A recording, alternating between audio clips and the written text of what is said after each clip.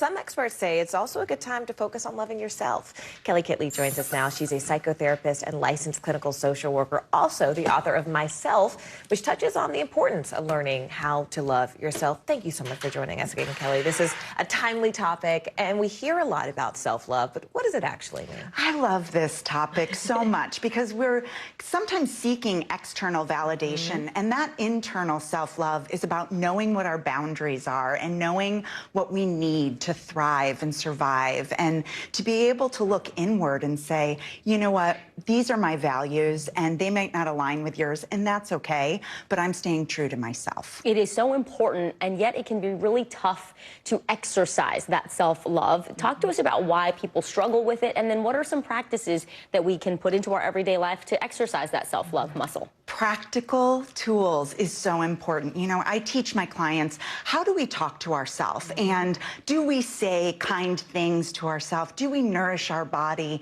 It's internal and external. And there's so much buzz about self-care and, you know, taking time for yourself, but it is a daily practice. Our brains aren't wired to think positively. Oftentimes, we are looking for risk and looking to protect ourselves. So I say we are not responsible for our first thought. If we're being critical of ourselves, then turn that around. And it's the preceding thoughts. We can reframe that and say, oh, maybe that wasn't the most gentle thing to say. And speaking of being gentle, I mean, our hope is that if someone loves themselves, they're also a little bit more compassionate and empathetic with others. What are some signs that someone may be lacking a little bit of self-love? Absolutely. So it is a ripple effect. And some signs that somebody might be struggling is substance use, or having eating issues, or having conflict in relationships, and constantly seeking that external validation. And really it is about, what is my overall perception of self, and what is my narrative about what my needs and my wants are. And I make this joke off in the Saturday Night Live skit of Stuart Smalley. I love myself, you know, I'm good enough, I'm smart enough. And there's truth in that.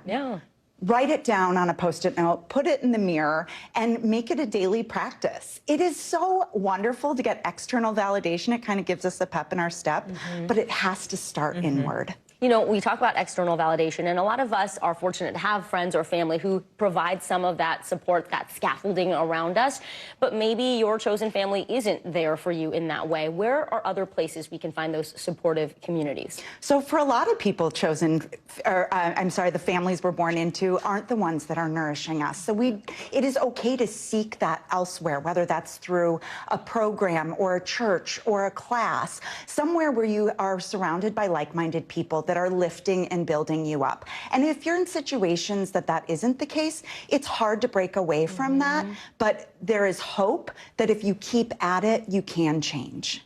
I love that. Yeah. It's beautiful.